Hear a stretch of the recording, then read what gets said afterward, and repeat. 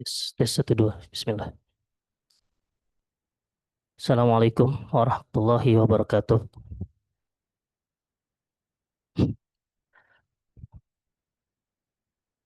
Alhamdulillahi ala ihsanih wa syukru lahu ala taufiqihi wa amtinanih. Ashhadu an la ilaha illallah ta'ziman li sya'nih wa ashhadu anna Muhammadan abduhu wa rasuluh ad-da'i ila ridwanih.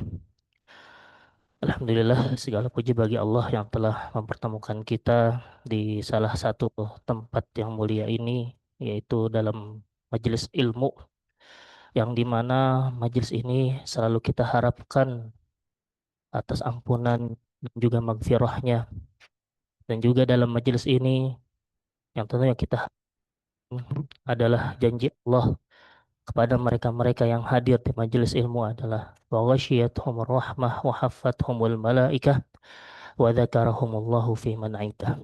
Semoga kita termasuk ke dalam golongan yang telah disebutkan oleh Rasulullah dalam hadisnya tadi, yang para malaikat menyebut nama-nama kita di akhirat, yang para malaikat menyebut nama kita di langitnya Allah Subhanahu wa taala. Amin.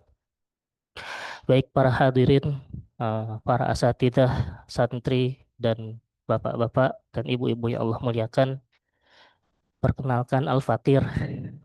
Mungkin sebelumnya Ustadz khawatirnya belum mengenalkan ya. Nama Fauzan, asli dari Cimahi, dan saya menantu beliau yang kedua ya. Suami dari suami dari Teh Nabila Hayatina. Seperti itu. Untuk materi pada kesempatan kali ini, saya diberi amanah oleh Ustadz untuk menyampaikan hal-hal yang berkaitan dengan politik Nabi Shallallahu Alaihi Wasallam. Nah, pertanyaannya sebenarnya, apakah Nabi SAW berpolitik? Khawatirnya ini pada salah paham ya. Apakah Nabi seorang politikus atau Nabi SAW adalah seorang Nabi yang diutus kepada umatnya dan kemudian berdakwah sehingga dakwahnya ini dikenal dengan dakwah Muhammadiyah. Nah, sebelum kita masuk pada inti dari judul atau tema kajian hari ini, yang ingin saya sampaikan adalah bahwa Rasulullah SAW merupakan panutan bagi kita semua. Sehingga dalam hal apapun yang beliau lakukan, itu pasti akan menjadi berkah ketika kita bisa mencontohnya. Dan begitulah para sahabat dahulu, apapun yang beliau lakukan, bahkan apapun yang beliau buang, selalu diambil kembali oleh para sahabat. Untuk apa? Untuk dijadikan kebaikan bagi mereka. Dan para sahabat radhiyallahu anhum dan juga para tabi'in pernah menyampaikan melalui lisan Ali Zainal Abidin, beliau berkata, kunna nu'allim maghazi Rasulillah kama nu'allim abna'ana suratan minal Qur'an. Jadi dahulu kami, para pembesar agama ini, itu selalu mengajarkan kepada anak-anak kami tentang kehebatan Nabi SAW ketika berperang, kehebatan Nabi SAW ketika melakukan perundingan, kehebatan Nabi SAW dalam menjalani hidupnya. Sebagaimana kami mengajari anak-anak kami surat-surat dalam Al-Quran. Jadi saking pentingnya biografi atau perjalanan hidup Nabi SAW dari A sampai Z-nya, sehingga Ali Zainal Abidin menyebutkan bahwa mereka sering mengajarkan hal tersebut kepada anak-anaknya sebagaimana mereka mengajarkan ayat-ayat Al-Quran kepada mereka. Nah, dengan kita mengetahui pentingnya uh, sirah nabawiyah ini, tentu kita juga harus tahu apa benar masih penting tuh, dan apakah bukti kepentingannya ada relevan dengan zaman sekarang. Tentu banyak. Bukti pentingnya salah satunya adalah ditulisnya kitab Sirah Nabawiyah dari zaman Nabi sampai sekarang yang jumlahnya udah sampai puluhan ribu. Ya. Bahkan setiap tahun, kalau misalkan kita boleh mengadakan penelitian, itu pasti ada aja seorang ulama yang menulis tentang Sirah Nabawiyah. Dan As-Sakhawi di abad ke-10 Hijriah menyampaikan kitab Sirah An-Nabawiyah pada abad ke-10 di mana beliau hidup itu sudah sampai kurang lebih jumlahnya 1.200. Ini sesuai penelitian As-Sakhawi yang dengan keterbatasannya tidak ada internet, tidak ada jaringan seperti sekarang kalau kita nyari mungkin gampang jurnal-jurnal mengatakan seperti itu. Tapi As-Sakhawi ulama yang terkenal dengan takhasusnya dalam sejarah Islam, beliau menyampaikan di zamannya sudah ada kitab-kitab sirah yang sudah tertulis Pak sampai zamannya sudah sampai 1.200. Dan bahkan di tahun 60 salah seorang ulama India mengatakan bahwa kitab sirah yang ditulis dengan bahasa selain bahasa Arab di zamannya beliau, saya lupa namanya, entah An-Nahrawali entah siapa, tapi beliau mengatakan pada tahun ke-60 ya 1960 ya, itu kitab sirah sudah berjumlah sekitar 10.000 kurang lebih ya zaman itu dengan keterbatasan yang ada tentunya. Dan sekali lagi ini menunjukkan saking menariknya hidup Nabi SAW bagi contoh yang bisa kita lakukan, makanya banyak di antara para ulama yang menulisnya. Boleh kalau misalkan kita ibaratkan kehidupan Nabi itu seperti berlian. Kalau Bapak Ibu melihat dari sebelah sana, saya melihat dari sebelah sini, pasti akan menemukan keajaiban-keajaiban yang tidak ditemukan dari sisi sebelah sini. Dan juga yang melihat dari sebelah sana akan menemukan keajaiban yang lain. Yang melihat dari sebelah sana juga akan melihat keajaiban yang lain. Sehingga dalam setiap sudutnya itu kita bisa menemukan hal-hal yang bisa kita pelajari. Ya, pada hari ini ya kita akan mempelajari tentang bagaimana kehidupan Rasulullah SAW dalam berpolitik. Yang kemarin saya diminta oleh Ustadz untuk menyampaikan tentang politik perundingan Hudaybiyah. Jadi kehidupan Nabi setelah umur 40 tahun itu sangat produktif. Beda dengan kita, kalau udah 40 tahun malah loyo. Kehidupan Nabi setelah mendapatkan wahyu lebih sibuk daripada sebelum beliau mendapatkan wahyu. Bahkan di umurnya yang ke-50 itu peperangan banyak sekali, hampir tiap bulan. Bukan hanya perang yang dipimpin olehnya saja, tapi beliau sebagai komandan dan menunggu di Madinah itu juga sudah banyak. Ekspedisi-ekspedisi yang beliau sampaikan atau ekspedisi-ekspedisi yang beliau perintahkan kepada para sahabat. Nah, inilah sosok yang akan kita kaji pada sore ini, dan tema kita adalah politik Nabi pada perundingan Hudaybiyah. Nah, kayaknya nggak enak kalau misalkan kita tidak mempelajari dulu tentang bagaimana terjadinya perundingan Hudaybiyah. Nah, jamaah yang Allah muliakan, perundingan Hudaybiyah itu terjadi pada abad ke-6. Ya. Jadi setelah Rasulullah SAW hijrah dari kota Madinah.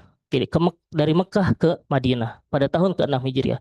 Bayangin sama kita semua, Rasulullah SAW yang lahirnya di Mekah, lama di Mekah 13 tahun, kemudian pergi ke kota Madinah karena terusir.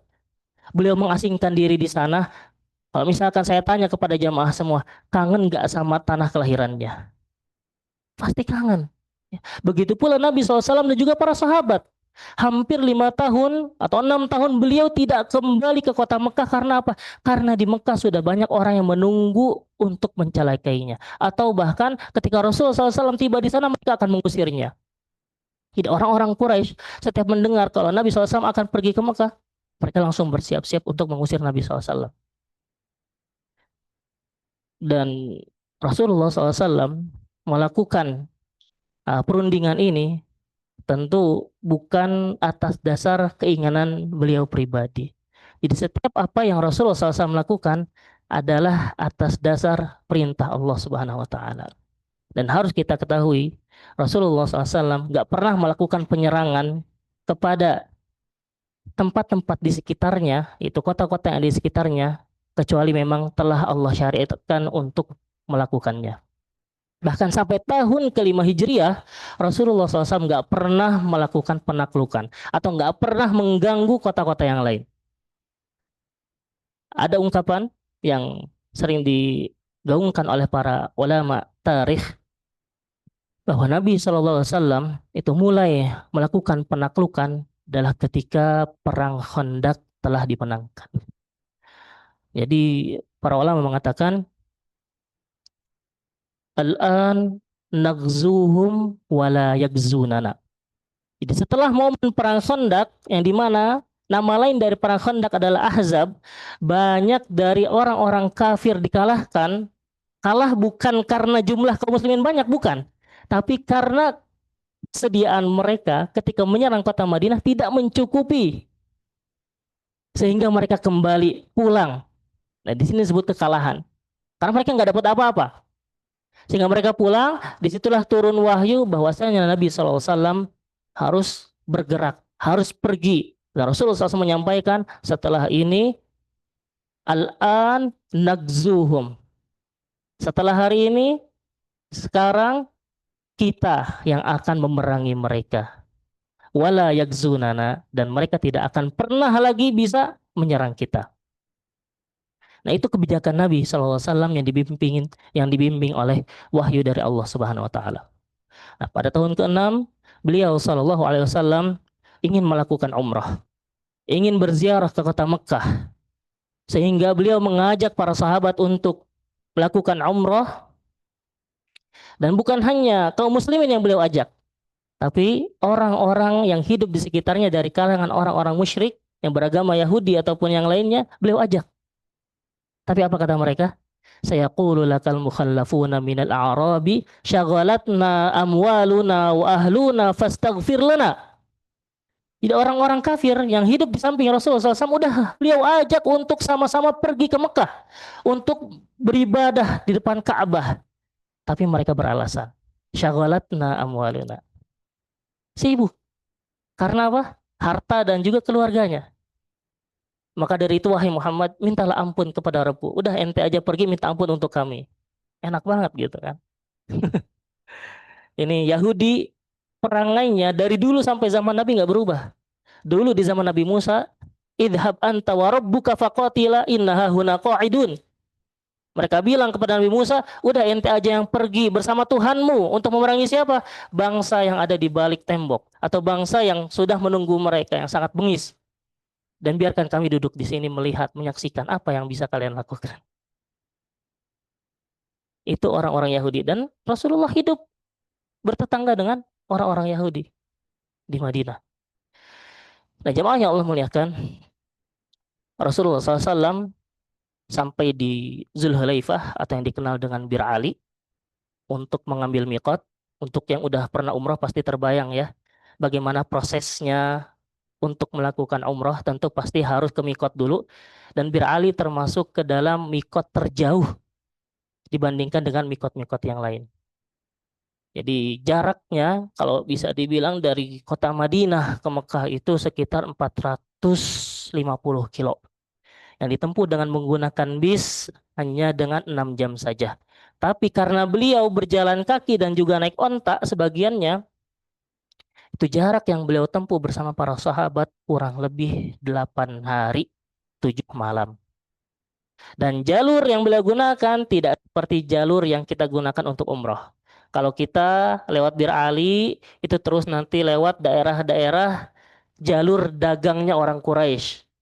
Kalau dahulu Nabi SAW itu lewat yang namanya nanti ada Wadi Usfan, ada yang namanya Bi'ar Rauha. Yang umrah pun belum tahu ini Bi'ar Rauha sebelah mana. Yang udah pernah ke Badar pasti tahu. Ya, Bi'ar Rauha itu adalah tempat peristirahatan para nabi ketika mau melakukan haji. Karena haji ini kan syariat dari sejak zaman Nabi Ibrahim, bahkan setiap nabi yang ingin berhaji, mereka beristirahat di Bi'ar Rauha. Nah, untuk yang pernah ke Badar pasti melewati tempat ini. Dan dahulu Nabi SAW jalurnya itu pasti melewati Rauha. Nah, Rasul mengambil miqat di Bi'ar Ali, kemudian memutar mengarah ke arah Mekah melalui Bi'ar Rauha, dan di sana beliau Shallallahu Alaihi Wasallam memerintahkan kepada Basr atau Busr bin Sufyan Al-Khuzai untuk mata-matai orang-orang kafir Quraisy yang ada di kota Mekah. Jadi jemaah yang muliakan, Basr atau Busr ini kalau kita cek di buku biografinya, jadi ini hebatnya kaum muslimin. ketika disebutkan oleh para ulama nama seseorang, kita bisa cari di mana profilnya. Kita bisa cek di Syiar A'lam An-Nubala atau kitabnya Usudul Ghabah punya Ibnul Qayyim kalau tidak salah. Itu dikatakan kalau Busr atau Basr Al-Khuzai dia bukan seorang muslim, ya. Dia bukan seorang muslim. Dan Nabi SAW meminta orang ini, orang kafir ini, untuk apa? Melakukan kegiatan spionase yang bagi sebagian negara zaman sekarang itu adalah kegiatan atau event yang sangat krusial gitu untuk mengetahui kelemahan musuh, untuk mengetahui apa yang mereka lakukan. Dan Nabi SAW mempercayakannya kepada orang kafir. Apakah boleh? Nah, Rasul melakukannya. Nah, nanti kita di belakang akan bahas ini. Nah, ketika Rasulullah SAW menyuruh atau memerintahkan Basr atau Busr tadi untuk melakukan spionase, sampailah dia di Wadi Osfan. Dan Rasulullah SAW tiba di wadi tersebut, di lembah tersebut, bertemu dengan Basr atau Busr. Beliau mengatakan kalau orang-orang kafir Quraisy telah bersiap untuk menyerang Nabi Shallallahu Alaihi Wasallam yang dipimpin oleh siapa? Ada yang tahu? Khalid bin Al-Walid. Yang jumlah kavalerinya kurang lebih sekitar 500 kavaleri. Nah, ini Rasulullah SAW. Beliau merasa tidak tenang karena sudah sejak sebelum pergi beliau katakan kepada para sahabat kalau yang beliau lakukan sekarang ini bukan untuk perang, tapi adalah untuk umroh, benar-benar umroh. Kalaupun ada pedang, itu pedangnya disarungin, bukan untuk berperang, tapi untuk berjaga-jaga. Dan beliau sudah sampaikan juga ke setiap orang yang beliau lewati dari orang-orang musyrik, beliau katakan, tolong sampaikan ke Quraisy. Ini kami bawa pedang, kami sarungkan terus, nggak pernah kami buka. Bahkan ketika ada salah seorang sahabat yang berburu, kalau nggak salah beliau adalah Abu Qatadah Al-Ansari, beliau tidak ihram ya, jadi boleh berburu. Nah, beliau berburu, kemudian mendapatkan hewan buruan, dimasak dan dibagikan kepada para jemaah umroh yang berjumlah 1.400 orang. Jadi Rasulullah pergi dari kota Madinah menuju ke kota Mekah dengan niat ingin melakukan umroh, dan beliau juga selain menggunakan pakaian ihram, beliau membawa 70 ekor unta dengan ditandai kalau zaman dulu supaya tahu unta mana yang akan dijadikan tunggangan atau unta yang akan dijadikan sebagai sembelihan itu pakai tanda dikalungin. Ya, dikalungin. Kalau zaman sekarang mungkin pakainya pilok atau apa gitu ya. Kalau dulu dikalungin. Rasulullah SAW pergi ke kota Mekah bukan menggunakan hanya satu unta. Jadi beliau itu punya 3 unta. Ya. Satu unta namanya Qaswa, satu unta namanya Sa'lab. Dan satu lagi ada yang tahu namanya apa? Kenapa ini kok dinama-namain gitu? Binatang. Nah ini adalah sunnah Nabi. Kalau kita punya binatang kita kasih nama, nggak apa-apa. Ya, ada. Rasul punya keledai juga. Rasul punya keledai yang kalau misalkan orang lihat keledai itu hina, lambat. Tapi Rasulullah SAW menamainya dengan nama yang mungkin bagi kita nggak punya makna. Tapi bagi Nabi punya makna. Namanya siapa? Duldul. Duldul. Si Adul. Jadi beliau gunakan keledai ini untuk perang Tabuk yang jaraknya nggak kira-kira 800 kilo. Kenapa keledai? Ya punya kespesialan sendiri dibandingkan dengan onta, dibandingkan dengan kuda. Dan Nabi SAW juga punya kuda yang jumlahnya kurang lebih 7. Jadi kalau misalkan kita mendengar ada seseorang bilang, Nabi itu adalah orang yang miskin, Nabi itu hidupnya melarat, Nabi itu eh, selalu kekurangan setiap harinya. Ini benar atau salah? Tentu salah.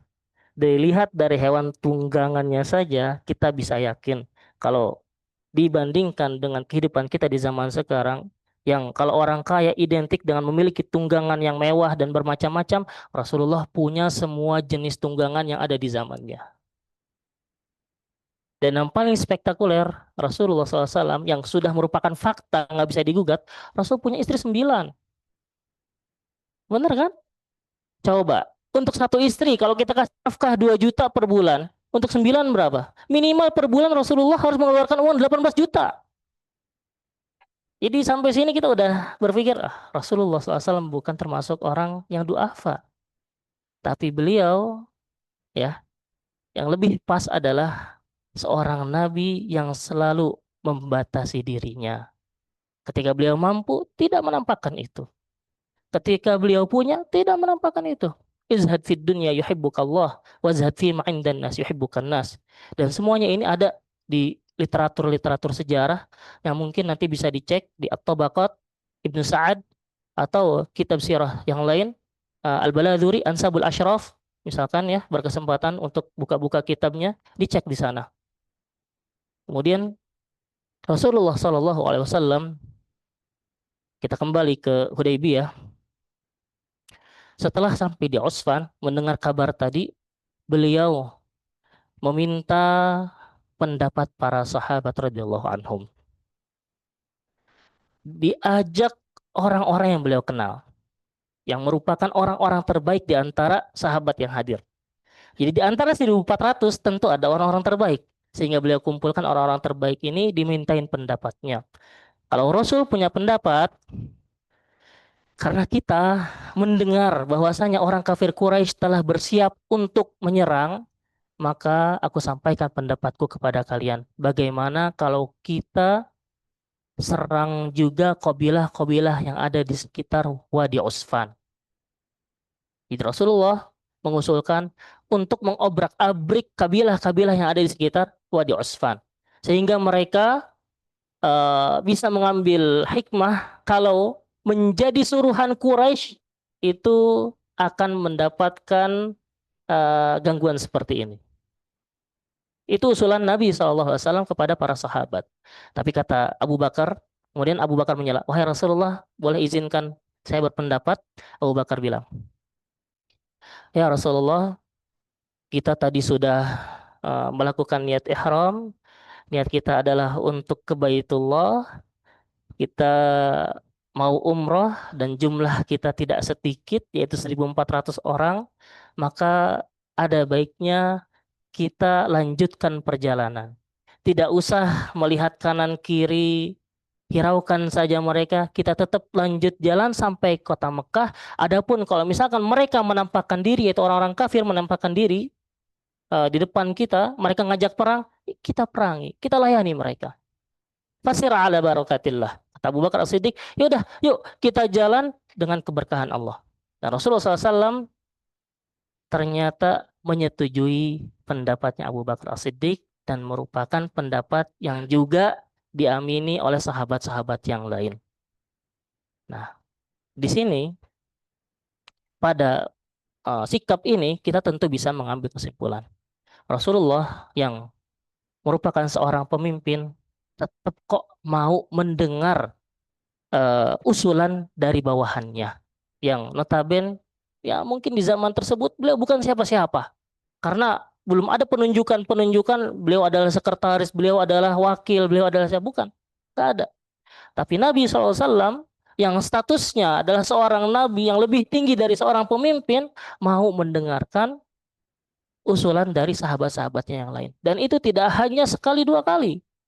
Pada perang-perang yang lain, di perang Uhud, di perang Badar, di perang Khandaq, yang sebelum terjadinya perundingan Hudaybiyah, Rasulullah SAW mendengarkan saran dari Salman Al-Farisi untuk membuat parit.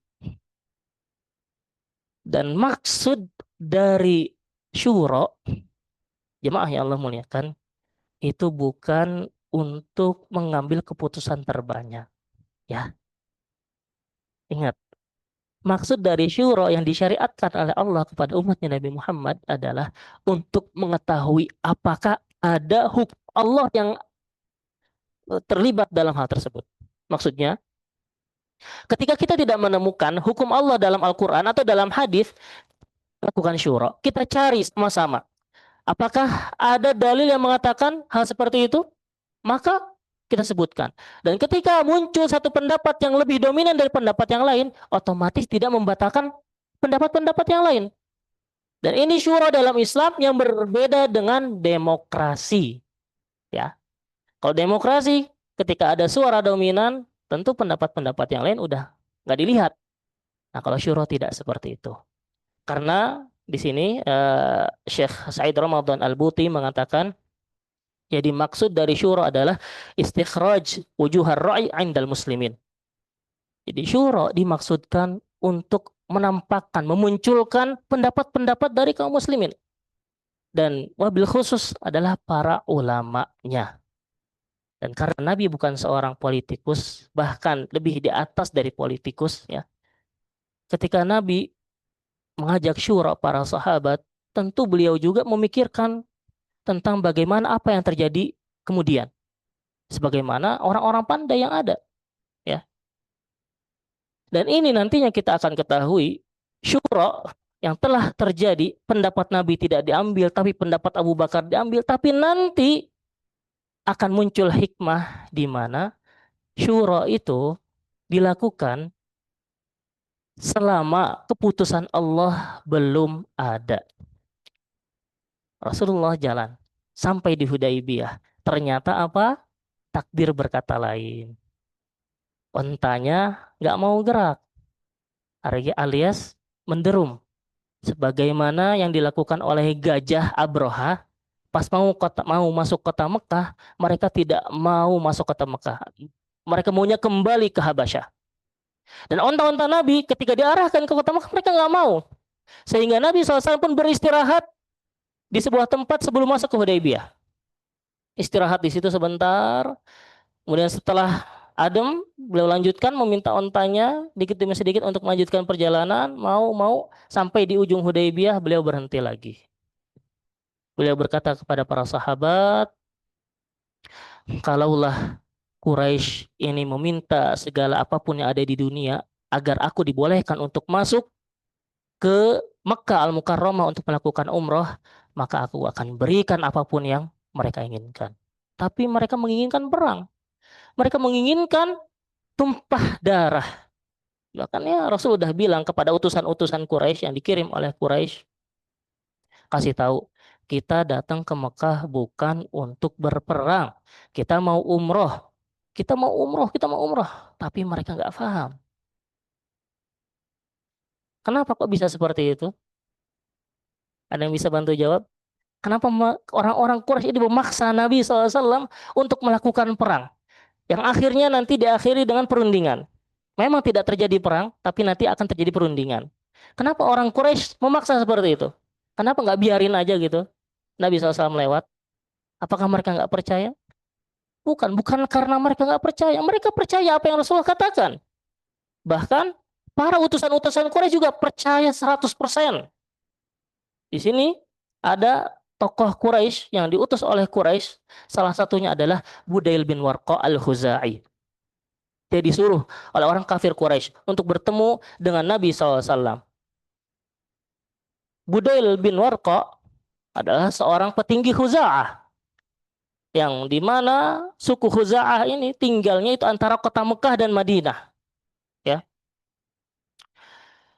Kemudian pada saat yang bersamaan, Nabi juga mengirim Khirash bin Umayyah Al-Khuzai. Jadi sama-sama orang Khuza'ah dikirim.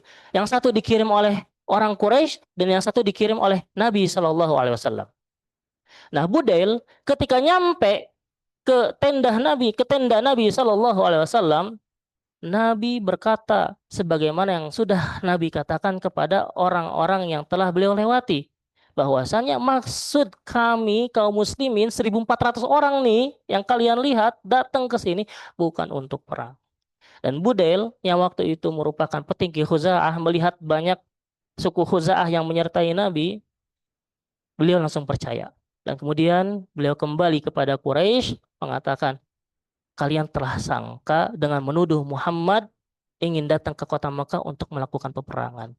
Buktinya, saya datang ke sana, beliau berkata, dengan sebagai mestinya beliau ingin melakukan umrah. Beliau ingin melakukan ibadah. Tidak selayaknya bagi kalian untuk melarang mereka melakukan ibadah. Kata Budail. Apa yang disampaikan Budel ini ternyata tidak sesuai dengan keinginan Quraisy. Sehingga orang-orang Quraisy mencaci Budel. Sehingga orang-orang Quraisy menuduh Budel sebagai anteknya Muhammad. Sehingga mendengar perkataan tersebut, Budel pun pergi meninggalkan orang-orang Quraisy.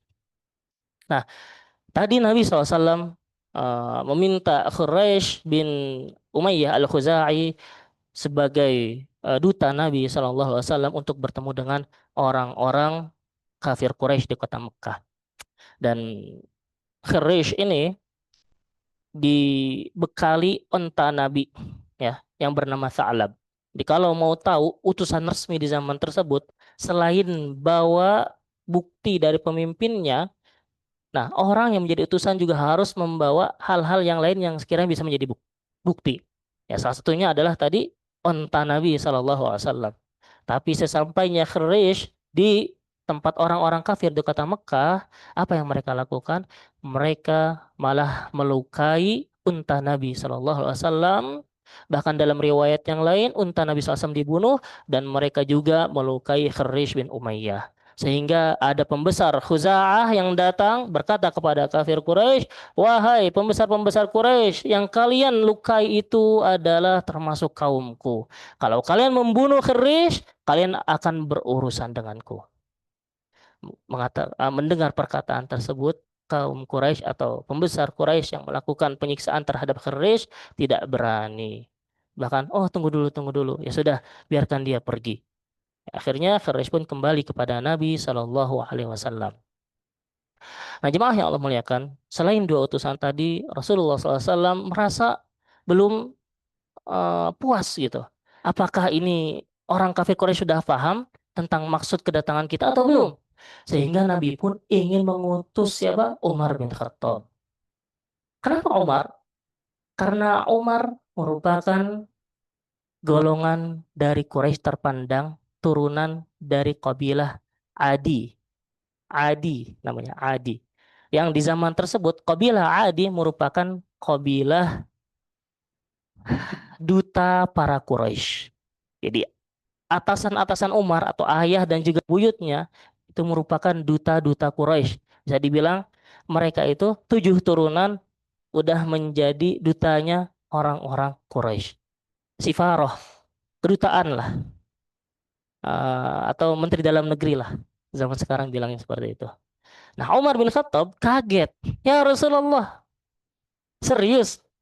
Engkau mengutus aku? Engkau tahu permusuhanku terhadap Quraisy dan permusuhan Quraisy terhadapku. Aku khawatir, bukan karena aku takut nih, bukan karena aku takut. Yang aku khawatirkan ketika aku datang ke Mekah bukan terjadi perdamaian, tapi malah terjadi pertumpahan darah. Itu kata Umar. Maka ya Rasulullah, kalau boleh nih, saya minta kepadamu utus orang lain yang lebih cocok dibandingku dan aku tahu siapa dia. Nah, Rasulullah bertanya, siapa ya Umar? Utsman bin Affan. Jadi Umar merasa tidak sanggup dengan permintaan Nabi, akhirnya beliau meminta Utsman untuk menggantikannya. Dan inilah semangat dinul Islam yang harus kita terapkan. Jadi ketika kita tidak merasa ahli, layak dalam pekerjaan yang kita lakukan, ya sudah kita sampaikan. Karena idza usnidal amru li ghairi ahliha fantadhiris sa'ah. Kalau suatu pekerjaan atau amanah diemban oleh seseorang yang bukan ahlinya, maka tinggal tunggu masa kehancurannya atau tinggal tunggu hari kiamat. Dan syarat seseorang dikatakan mampu itu ada 3. Pertama, dia itkon dalam menjalankannya. Itkun, ya, itkon itu tekun atau ihsan, profesional. Intinya di atas batas minimal seseorang bisa melakukan amanah. Dan yang terakhir adalah ikhlas. Jadi ketika 3 hal ini dikatakan telah masuk dalam kualifikasi seseorang, maka silahkan. Dan Utsman yang ketika itu posisinya menurut Umar adalah lebih layak untuk melakukan negosiasi, maka akhirnya Rasulullah SAW pun meminta Utsman untuk pergi menghadap orang-orang kafir Quraisy. Dan jamaah yang Allah muliakan, Utsman ini juga punya kedudukan di hati para Quraisy. Ternyata Utsman lebih tinggi kedudukannya karena beliau adalah turunan dari Bani Umayyah, yaitu saudaranya Abu Sufyan, ya, Abu Sufyan, pembesar Quraisy. Dan ketika beliau sebelum datang ke kota Mekah, beliau nelpon kenalannya. Kalau zaman sekarang, bro, saya mau datang ke sana nih, tolong amankan ya. Utsman tuh masih punya kenalan di kota Mekah. Namanya siapa? Aban bin Sa'id bin Al-As, saudaranya Utsman. Bro, aneh mau datang, tolong jemput, tolong jaga bikin pagar betis. Nah, dan itu dilaksanakan oleh Aban bin Utsman. Orang kafir Quraisy tahu, tapi apa? Mereka silakan. Tafadhol Utsman. Saking punya orang dalam gitu. Orang sama sekali bilang. Nah, Utsman bin Affan melakukan negosiasi di Darun Nadwah. Utsman mengatakan, meminta izin. Wahai Quraisy, ini saya datang bersama Nabi dan juga para jemaah, yaitu para sahabat radhiyallahu anhum, 1.400 orang. Izinkan kami untuk melakukan tawaf. Izinkan kami untuk melakukan umroh. Orang-orang Quraisy bilang, kalau ente yang mau tawaf, umroh silakan. Gak ada masalah. Udah ente aja yang melakukan umroh. Tapi kalau Muhammad masuk ke sini dan juga para sahabat yang lain masuk, kami katakan tidak. Nah, di sana Utsman bilang, maaf, kalau Nabi tidak kalian izinkan untuk masuk, maka saya tidak akan pernah melakukan tawaf. Itu Utsman. Nah, mendengar perkataan tadi, para Quraisy tersinggung. Sehingga Utsman pun ditawan oleh mereka.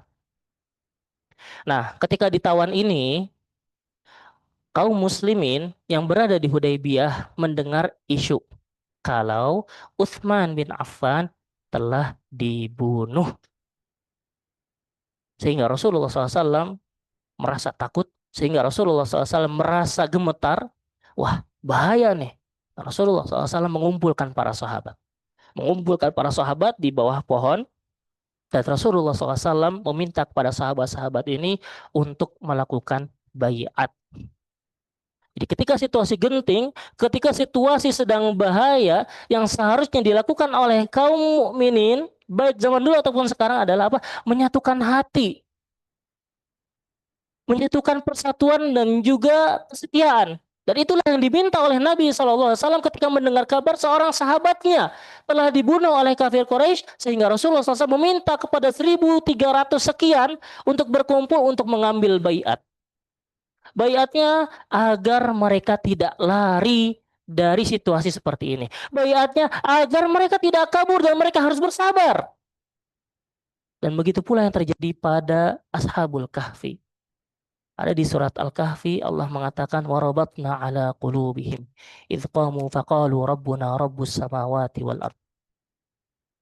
Jadi ketika dalam situasi genting, hal yang paling utama yang bisa kita lakukan adalah menyatukan hati kita sehingga hati kita telah tertaut, maka di sanalah nantinya pertolongan Allah akan datang. Begitu yang Rasulullah SAW lakukan. Begitu juga yang para sahabat lakukan. Dan para ulama mengatakan, Bayatul Ridwan yang dilakukan oleh para sahabat yang 1.400 ini merupakan batas pembeda antara as-sabiqun al-awwalun dan yang bukan as-sabiqun al-awwalun. Jadi kalau kita sering dengar as-sabiqun al-awwalun itu adalah 10, memang betul 10. Tapi di luar itu masih ada sahabat-sahabat yang lain yang berjumlah 1.400 orang, yaitu para peserta Hudaybiyah. Ya, itulah pembatasnya.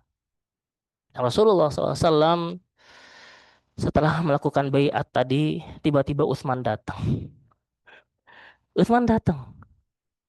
Wah, ditanya, kenapa engkau terlambat? Kami telah melakukan baiat. Ya nggak apa-apa. Utsman bilang ke Nabi, ya Rasulullah, tadi yang membuatku terlambat adalah aku sempat mendatangi orang-orang kita, itu kaum muslimin yang belum sempat hijrah. Jadi mereka ini yang tertahan di Mekah ingin bertemu Nabi tapi nggak bisa karena dilarang oleh orang-orang kafir Quraisy dan mereka miskin, jatuh miskin karena diambil hartanya, diembargo rumahnya. Sehingga Utsman datang menyantuni mereka, ngasih semangat motivasi, tenang, sabar bahwa kemenangan sebentar lagi akan tiba, bahwasanya janji Allah akan tiba kepada kita semua.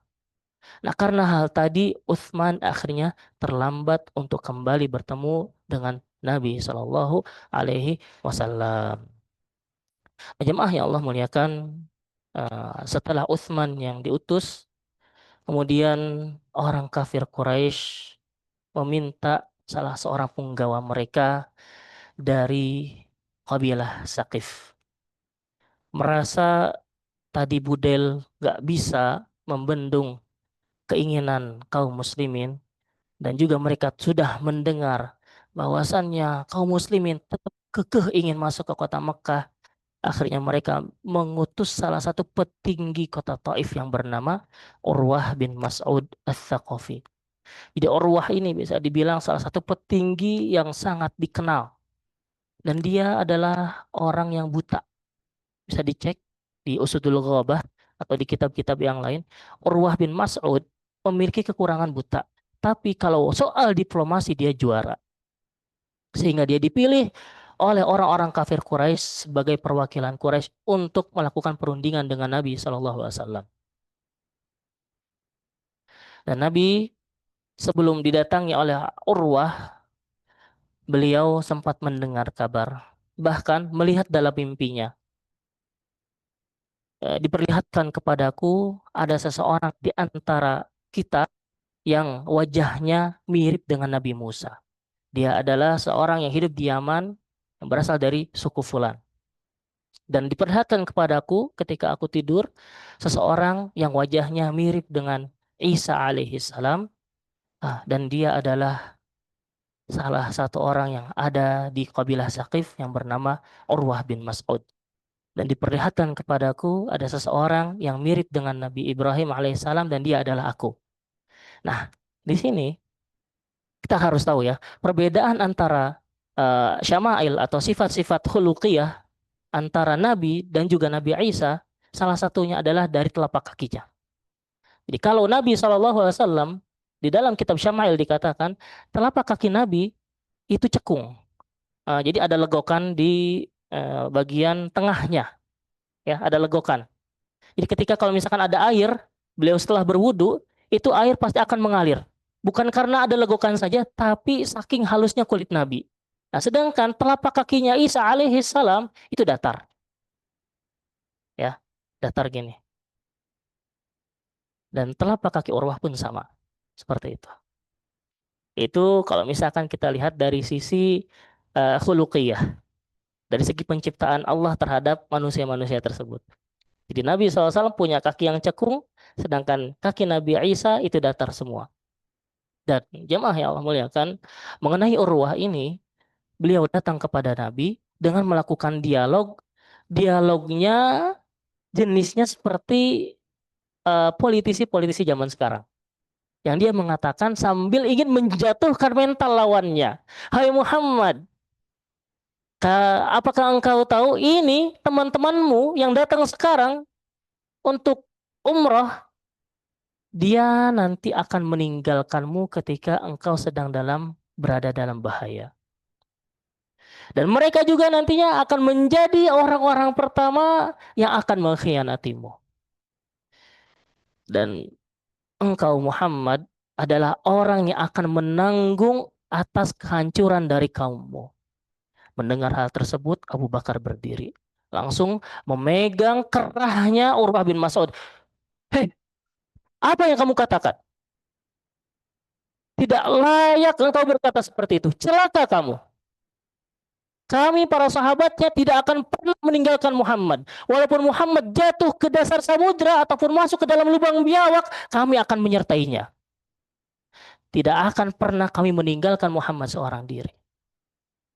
Urwah karena buta dan nggak tahu siapa yang ngomong tadi, Urwah bertanya, wahai Muhammad, siapa tadi yang berkata? Rasulullah bilang, dia adalah Abu Bakar. Oh, dia Abu Bakar. Kemudian, kalau orang Arab ngomong atau ngobrol, tanda keakraban mereka adalah sambil ngerangkul atau sambil megang-megang jenggot. Jadi kalau misalkan saya ngobrol sama Kang Hilal, punten. Di sini yang jenggotnya paling panjang Kang Hilal gitu kan. Bukti saya akrab sama Kang Hilal, saya ngobrol dengan Kang Hilal sambil pegang-pegangan jenggot. Bukan tarik-tarikan jenggot ya, bukan. Jadi sambil pegang-pegang jenggot. Jadi kayak merayu. Dan ini biasa, ya, bukan suatu konotasi negatif, bukan. Tapi ini biasa di kalangan orang Arab. Dan Bapak Ibu kalau umroh, ketika ada pedagang yang ini merayu seorang bapak untuk beli datang ke tokonya dengan cara seperti itu. Ya bagi kita mungkin jijik ya, aneh. Karena bukan adatnya. Tapi bagi orang Arab itu ditandai dengan keakraban seperti itu tuh. Jadi Urwah walaupun buta dia ngeraba muka Nabi. Cari di mana jenggotnya dipegang. Wahai Muhammad, dengarkan aku, dengarkan. Kalau orang Arab sambil gini, dengerin, dengerin. Nah, melihat hal tersebut, sahabat yang berdiri di samping Nabi yaitu Al-Mughirah bin Syu'bah mukul tangan Urwah bin Mas'ud pakai pedangnya. Pakai sarung pedangnya pun dan pakai sarung pedangnya. Nggak boleh kayak gitu. Ini seorang Nabi. Urwah kaget. Muhammad siapa dia? Sepertinya tidak asing suaranya. Dia adalah ponakanmu. Siapa? Ponakanmu. Al-Mughirah bin Syu'bah. Dasar bocah tengil katanya gitu kan. Dia dulu habis ngebunuh orang, itu saya yang bayarin diatnya, kata Urwah. Kenapa sekarang dia jadi seperti itu? Gak ingat jasa, gak bisa balas jasa. Kata Al-Mughirah, diam kamu. Dia adalah seorang nabi, gak layak kamu berlaku seperti itu.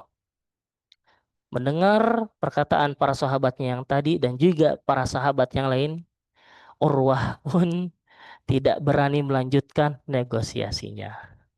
Bayangin, seorang negosiator ulung dari kabilah Saqif, dan harus kita ketahui, kabilah Saqif itu masuk Islam paling terakhir dibandingkan dengan kabilah-kabilah yang lain.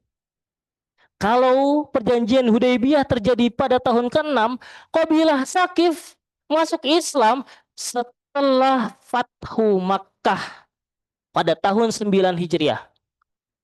Kenapa kok bisa seperti itu? Karena mereka sedang menunggu siapa nih yang menang antara Quraisy sama Muhammad. Tapi ketika mereka sudah masuk Islam, tidak ada di antara mereka yang murtad ketika Nabi SAW wafat. Di antara kabilah-kabilah yang sudah masuk Islam dari awal sampai terjadinya Fathu Mekah dan Nabi SAW wafat, banyak di antara kabilah-kabilah Jazirah Arab yang murtad ketika Nabi SAW tahu. Ketika mereka tahu. Bahkan Umar saja mendengar Nabi SAW wafat, gak bisa nerima. Nabi itu tidak mungkin wafat. Beliau mungkin sedang bertemu dengan Allah. Sebagaimana Musa bertemu dengan Tuhannya selama 40 hari 40 malam. Bisa jadi Muhammad seperti itu. Aku tidak percaya Nabi wafat. Tapi itulah realita. Maka ana Muhammadun aba ahadin min rijalikum. Atau wa Muhammadun illa rasulun qad khalat min qablihi rusul afa imma tauqitilan qalabtum ala aqabikum. Di dalam surat Ali Imran dikatakan Muhammad juga manusia biasa yang di mana beliau pasti mati. Sama sebagaimana manusia yang lain. Mendengar perkataan tadi dari Abu Bakar As-Siddiq, Umar seolah-olah kayak baru mendengar ayat tadi turun. Padahal ayatnya turun udah lama gitu. Tapi dia diingatkan dengan ayat tadi. Nah, kita kembali ke Hudaybiyah. Nah, Urwah merasa tidak bisa melanjutkan negosiasinya sehingga dia pulang. Ketika ditanya oleh orang-orang kafir Quraisy, Urwah, gimana hasil negosiasimu tadi dengan kaumnya Muhammad? Urwah bilang, angel, angel. Susah, susah. Aku udah pernah ketemu Kisro. Aku udah pernah ketemu Kaisar. Aku udah pernah ketemu Raja Najasyi di Habasyah. Tapi aku tidak pernah menemukan orang-orang seperti halnya perlakuan orang-orang Muhammad kepada Muhammad. Jadi Urwah ketika datang mengibaratkan itu kalau Muhammad meludah, ludahnya tuh nggak pernah sampai ke tanah. Kok bisa? Ya iya diambil sama sahabat yang lain. Dan ini nyata. Bukan saya ngahiwal, bukan. Dan ini nyata. Ludah Nabi, kalau Nabi mau meludah, itu nggak pernah nyampe ke tanah karena diambil sama para sahabat yang lain. Itu jadi kenapa wangian? Allah alam. Seperti apa wangiannya? Dan kalau Nabi wudhu, bekas air wudhunya bukan hanya bekas, tapi apa ya istilahnya, qatratul ma, tetesan, ya tetesan airnya sudah ada yang nadahin di bawah. Ini bentuk kecintaan yang di atas sifat manusia. Saking cintanya para sahabat. Selain mereka ingin melindungi Nabi dengan segala kekuatannya, mereka juga cinta dengan apa yang ada pada diri Nabi SAW.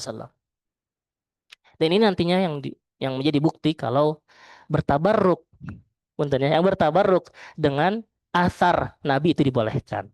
Walaupun nanti ada ikhtilaf, dibolehkannya apakah ketika Nabi masih hidup saja atau boleh juga ketika setelah Nabi SAW wafat. Ini persoalan fikih yang harus dibahas sangat mendalam.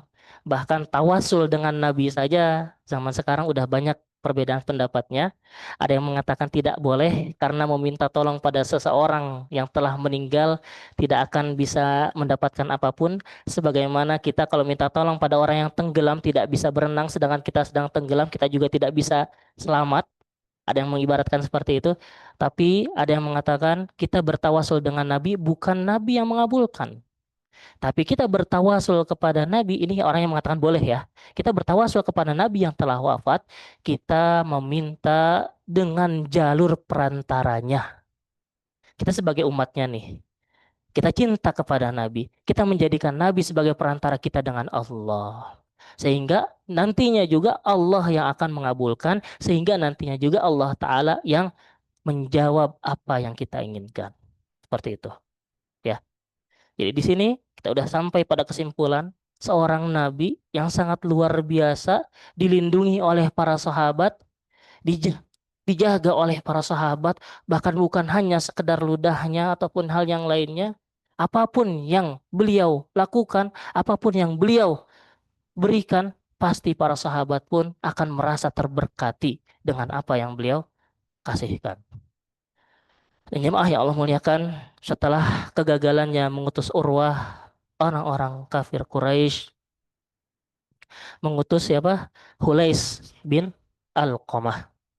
Nah, Hulais ini Nabi diberikan wahyu melalui Jibril. Hulais dikatakan adalah seorang pembesar Ahbash atau bisa bilang pendeta Nasrani, pendeta orang-orang Habasyah, pembesar Habasyah. Saya tahu Hulais itu adalah orang yang selalu mengagungkan prosesi-prosesi ibadah. Jadi para sahabat semuanya berkumpul sekarang. Hulais akan datang, rapikan pakaian ihram kalian. Tunjukkan hewan-hewan kurban kalian, taruh di depan, dan taruh hewan yang sudah diberikan kalung di paling depan. Jadi ketika Hulais nanti melihat, dia akan mendapatkan bukti. Kalau kita datang, itu bukan untuk berperang. Akhirnya Hulais benar tiba di kemahnya Nabi. Melihat kaum muslimin rapi, bersih, pakai kain ihram, kemudian hewan-hewan kurban sudah siap gitu kan, dengan ikatan di lehernya. Hulais merasa cukup. Ah, ngapain saya datang ke sana? Ini mah orang mau ibadah. Gak mungkin orang kayak gini mau melakukan perang. Enggak ketemu Nabi, cuma lihat doang. Akhirnya Hulais pulang lagi. Ngasih tahu. Hei, kalian Quraisy, untuk apa kalian menyuruhku mendatangi Muhammad? Dia itu datang untuk melakukan ibadah. Buktinya disebutin. Tadi saya melihat segala macam. Wahai Khules, engkau itu adalah orang badu, orang pedalaman yang gak tahu apa-apa. Gak sepantasnya kamu ngomong seperti itu, kata kata orang-orang kafir Quraisy. Mendengar perkataan tadi, Hulais kecewa. Saya ini sekutu kalian, bro.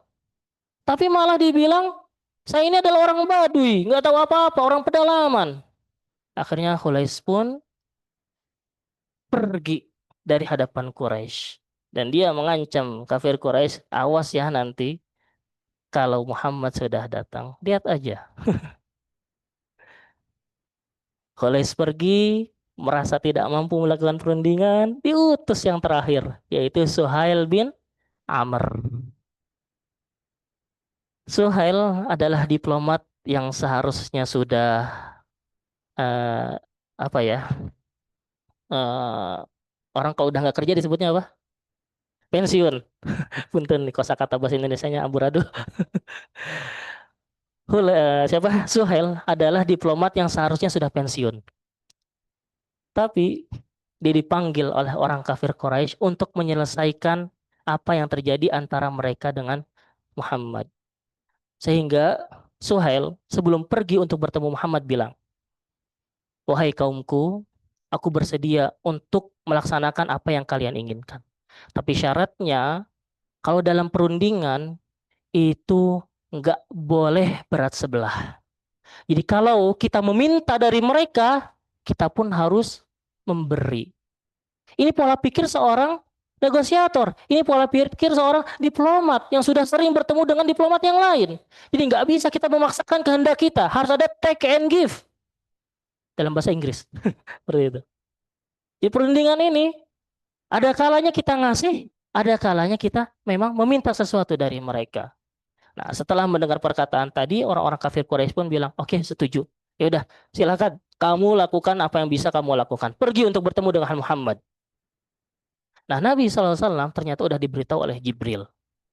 Kalau tadi kan Hulais, sekarang Suhail. Rasul berkata kepada kaumnya, Turidu Quraisy sahlan fa'arsala ilaikum Suhailan. Jadi orang-orang Quraisy udah jengah gitu. Saya teuing ya perundingan dengan Muhammad susah gitu kan. Udahlah, kita utus Suhail sehingga dengan diutusnya Suhail mereka akan mendapatkan kemudahan. Dan Nabi bilang kepada para sahabat seperti itu. Insya Allah dengan datangnya Suhail akan datang kemudahan untuk kita. Dan ternyata betul, Suhail datang, langsunglah dilakukan perundingan, muncullah di sana klausul-klausul Hudaybiyah yang mengatakan kalau hari ini kaumnya Muhammad atau umat Islam tetap enggak boleh masuk ke Mekah. Kenapa? Ya tetap enggak boleh. Karena opini publik tidak berpihak kepada kami. Zaman dulu juga udah berpikir kayak gitu ya. Opini publik sudah tidak berpihak kepada kami. Intinya, orang-orang kafir Quraisy nggak mau tuh. Kabilah yang ada di Jazirah Arab menganggap kalau Quraisy telah kalah dari Muhammad. Sehingga mereka mau nggak mau sampaikan kepada Suhail, tolong bilang ke Muhammad, mereka boleh masuk, tapi bukan hari ini. Tapi musim haji tahun depan. Bukan sekarang. Untuk melindungi apa? Melindungi opini kalau orang-orang kafir Quraisy telah takluk di hadapan Muhammad. Cuman karena itu, karena opini. Ya. Dan yang kedua, genjatan senjata dilakukan 10 tahun. Ya. Sampai umurku habis. Karena Suhail ini udah tua. Ya. Dia ya sampai bercanda gitu. Kalau aku nggak mau berperang sama kamu, makanya 10 tahun lah sampai aku mati. Intinya kayak gitu. Dan poin yang ketiga, orang-orang Mekah yang hijrah ke Madinah, maksudnya yang mau membersamai Nabi, itu harus dikembalikan, ya, harus dideportasi. Dan orang-orang Madinah yang mau ke Mekah, yang kalau misalkan kita kasih tanda kutip murtad, maka kita pun akan memberikan suaka.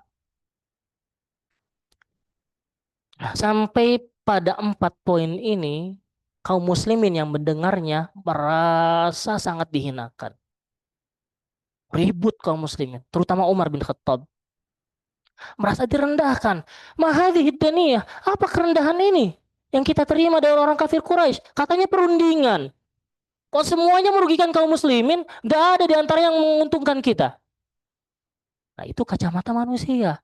Bahkan kacamata seorang nabi pun berkata seperti itu. Pasti. Walaupun beliau adalah seorang politisi, walaupun beliau adalah orang yang paling cerdas, pasti akan merasakan perundingan Hudaybiyah adalah perundingan yang tidak ada keuntungannya bagi kaum muslimin. Ya kita sebagai manusia manusia biasa juga mengatakan, ah ini mah nggak ada keuntungan sedikit pun bagi kaum muslimin. Bahkan Ali ketika disuruh oleh Rasul untuk menulis isi perjanjian dan juga kesepakatannya, itu merasa aneh sejak awal. Ketika Rasulullah bilang kali, ya Ali tolong tulis Bismillahirrahmanirrahim hadza ma qada Muhammadun wa Suhail ibni Amr. Nah, kata Suhail, apa itu Bismillahirrahmanirrahim? Kami tidak kenal siapa Ar-Rahman Ar-Rahim. Yang kami kenal adalah Bismika Allahumma, dengan menyebut nama Tuhanmu ya Allah. Kata Nabi, ya udah, coba Ali tunjukkan di mana posisi kalimat Ar-Rahman Ar-Rahim. Karena Nabi nggak bisa baca, karena Nabi nggak bisa nulis. Makanya nyuruh Ali. Makanya nyuruh Ali untuk nulis dan untuk nunjukin di mana posisi Ar-Rahman Ar-Rahim. Sehingga Nabi sendiri yang menghapusnya. Diganti dengan tulisan Bismika Allahumma, yaitu Ali yang menulis, bukan Nabi Shallallahu Alaihi Wasallam. Hada ma qada Muhammadur Rasulullah wa Suhail ibni Amr. Muhammad Rasulullah. Hada. Apa ini? Muhammad Rasulullah. Kalau kamu nulis ini, otomatis saya telah percaya kalau kamu utusan Allah. Nggak mau. Coba tulis Muhammad bin Abdullah dan Suhail bin Amr. Suhail bin Amr, bukan Suhail Rasulul Quraisy. Kalau begitu sama-sama. Kamu Muhammad bin Abdullah, saya Suhail bin Amr. Ali bilang, wallahi, saya nggak mau ya Rasulullah menghapus Rasulullah dari tulisan namamu ini. Ya. Tapi Nabi SAW berkata kepada Ali, ya Ali, tunjukkan lagi di mana kalimat Rasulullah. Sehingga aku yang akan menghapusnya. Nabi menghapus dan meminta kepada Ali untuk menambahkan nama bin Abdullah dan Suhail bin Amr. Ya, ini kalau kita lihat secara keseluruhan, ya memang agak ambigu gitu. Kesepakatan yang katanya harus bisa memberikan take and give, tapi ternyata tidak pada faktanya. Berat sebelah. Nah, Umar radhiyallahu an, para jamaah ya Allah muliakan, ketika tahu apa yang terjadi pada perundingan tersebut, Umar kecewa. Umar mendatangi Nabi Shallallahu Alaihi Wasallam. Apa yang beliau katakan?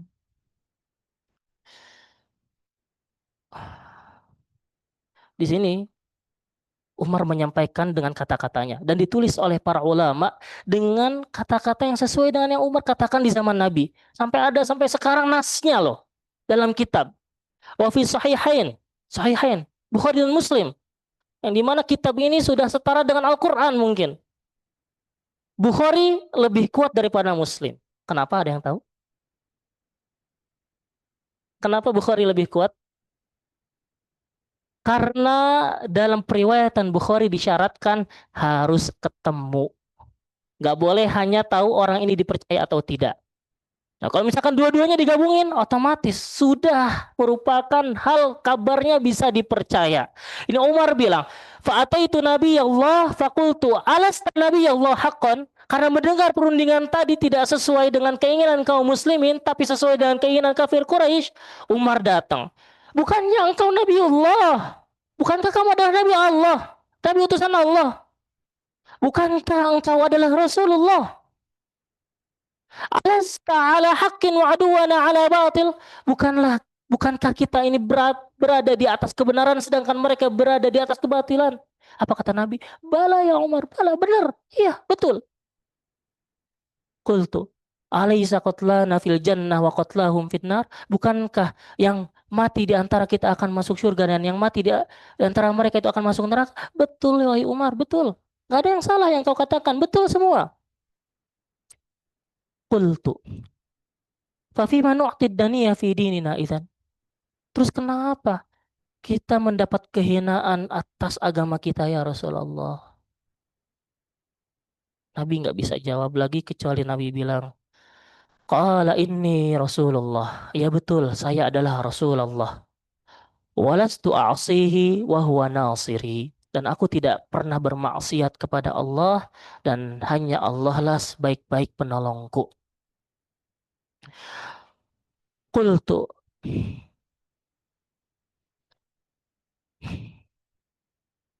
Kemudian Nabi SAW berkata, bukankah aku bilang kepadamu, hai Umar, kalau kita akan masuk ke kota Mekah dan melakukan tawaf itu hari ini? Umar bilang tidak. Ya sudah, Kita mungkin tidak akan masuk hari ini, tapi kita akan masuk di waktu yang lain. Atau akhbar tuh ke annaka ta'tihi 'amik hada? Kata Nabi SAW, apakah kamu akan masuk tahun ini? Umar bilang, enggak ya Rasul. Kalau fa innaka atihi, kemudian engkau akan masuk ke kota Mekah, mungkin bukan hari ini, bukan saat ini, bukan tahun ini, tapi bisa jadi tahun depan atau mungkin tahun yang kapan nanti. Falam yasbir Umar hatta ata Abu Bakar. Umar masih tetap nggak puas mendengar perkataan Nabi. Padahal Nabi udah bilang, saya itu Rasulullah, saya nggak pernah maksiat, saya harap memang Allah Ta'ala akan menolongku. Bentuk tawakalnya seorang Nabi. Nggak pernah beliau itu kita dapati selalu meminta kepada selain Allah. Apalagi kepada makhluknya. Berharap, nggak pernah. Nabi SAW selalu mengatakan, insya Allah, pertolongan Allah akan tiba. Dan karena Umar nggak sabar atau nggak puas dengan perkataan Nabi, dia datang ke Abu Bakar. Wahai Abu Bakar, apa yang dilakukan Nabi kita ini? Saya nggak puas. Apa hasilnya dari perjanjian Hudaybiyah tadi? Kemudian Abu Bakar bilang sebagaimana apa yang beliau katakan, sebagaimana yang telah Nabi katakan kepada Umar. Jadi Abu Bakar, walaupun memang ketika itu posisinya tidak berdekatan, apa yang Abu Bakar katakan kepada Umar hampir sama persis. Innahu Rasulullah. Dia adalah Rasulullah. Walan ya'si, dan dia tidak pernah melakukan maksiat kepada Tuhannya. Wala yudayyi'ahullahu abada, dan Allah Ta'ala tidak akan pernah menyia-nyiakan hambanya, tidak akan pernah meninggalkan nabinya. Fama huwa illa an nazala surat al-Fatah. Di sini kata Syekh Sa'id Ramadan Al-Buti, ketika Abu Bakar As-Siddiq telah mengatakan hal seperti itu, barulah Umar sedikit-sedikit mulai reda, walaupun memang masih belum percaya, sampai nanti akan turun ayat yang berkaitan dengan perjanjian Hudaybiyah, yang kalau misalkan jamaah semua mau baca tentang ayat ini, itu ada di surat Al-Fatah. Dari ayat 1 sampai ayat yang terakhir. Inna fatahna laka fathan mubina. Ya. Jadi fatah di sini, para ulama tafsir berbeda pendapat. Ada yang mengatakan fatah adalah Fathu Mekkah, tapi ada yang mengatakan Fatah di sini adalah perundingan Hudaybiyah. Karena dampak dari perbandingan Hudaybiyah lebih besar daripada dampak peperangan atau penaklukan manapun. Jadi kalau jumlah kaum muslimin ketika perjanjian Hudaybiyah adalah 1.400 orang, maka ketika nanti Fathu Mekkah selama fatrah perdamaian itu 10 tahun, bahkan nggak nyampe 10 tahun, itu kaum muslimin melakukan kesempatan tersebut untuk berdakwah, dan bahkan pada saat-saat perdamaian seperti ini orang-orang kafir lebih mudah untuk menerima agama kita. Jadi nanti ketika Fathu Mekkah kaum muslimin datang dengan jumlah berapa? 10.000. Makanya Ibnul Qayyim, maaf, Al-Imam Ibnu Hisham rahimahullah, penulis kitab Sirah Nabawiyah, beliau mengatakan perjanjian Hudaybiyah ini dampaknya lebih besar daripada perang-perang manapun ya yang terjadi di zaman Nabi. Perang Badar yang ada malah kecewa orang kafirnya. Nggak ada di antara mereka yang mau masuk Islam. Perang mana lagi? Uhud sama. Nah, perang Hudaybiyah atau Ghazwah Hudaybiyah atau perundingan Hudaybiyah, punggawa-punggawa Quraisy banyak yang masuk Islam. Setelah perjanjian Hudaybiyah terjadi, Khalid bin Al-Walid yang tadinya ingin menyerang Nabi SAW, beliau masuk Islam.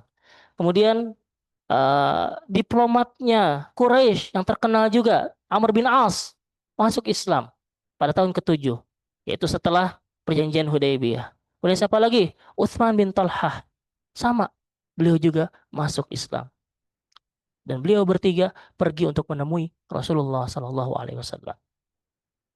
Dan kalau kita boleh lihat klausulnya kembali tentang perjanjian Hudaybiyah ini, ya memang hampir semuanya dikatakan tidak menguntungkan kaum muslimin. Tapi jamaah yang Allah muliakan, Allah tidak menjadikan sesuatu terjadi kecuali memang ada hikmah besar di baliknya. Jadi ketika perjanjian telah terjadi, tiba-tiba datang ada seorang sahabat yang bernama Abu Jandal. Abu Jandal, pernah dengar ya? Bukan Abu Janda, Abu Jandal. Dal ya, Abu Jandal. Awas salah gitu. Abu Janda bukan sahabat. Abu Jandal sahabat. Beliau adalah anak Suhail bin Amr, anak dari bapaknya yang melakukan perundingan dengan Nabi Shallallahu Alaihi Wasallam. Dia datang mau hijrah ke Madinah, tapi di tengah jalan ketemu sama bapaknya. Aduh, ayah si bapak. Akhirnya si Abu Jandal ini dibawa sama ayahnya menghadap Nabi. Hai Rasulullah, ini anakku, dia mau hijrah ketemu sama kamu di kota Madinah. Aku harapkan pada detik ini perjanjian tadi yang sudah kita buat sama-sama engkau terapkan pada anakku. Wah, mendengar perkataan tersebut Rasulullah bilang, oke, baik, kita akan langsung terapkan kepada anakmu ini. Abu Jandal teriak-teriak, wahai kaum muslimin, bantu aku nggak mau dikembalikan ke Mekah, aku tidak bisa beribadah di sana, aku tidak bisa melakukan kebaikan di sana untuk beribadah pada Allah, tolong aku, tolong aku. Apa kata Nabi SAW? Bersabar, bersabar, nanti akan datang pertolongan Allah Subhanahu Wa Taala. Ini Abu Jandal. Bahkan Umar melihat perlakuan Nabi sebelum turunnya ayat ya. Umar ketika melihat apa yang dilakukan oleh Nabi, cuman bilang sabar, sabar, sabar gitu kan. Umar tetap "Ih." Akhirnya Umar kan megang pedang tuh di pinggangnya, ngedeketin Abu Jandal. Bro, bro, ada pedang nih. Ente ambil tebas leher ayahmu.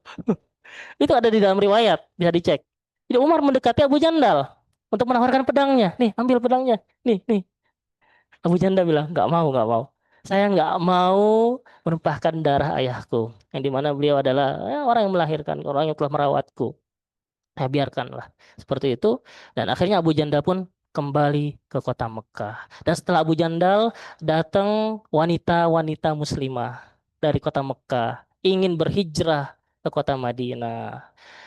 Suhail bin Amr melihat kejadian tersebut. Dan Rasulullah SAW bilang, Hei Suhail, di dalam perjanjian kan tidak dikatakan di sana ya perempuan.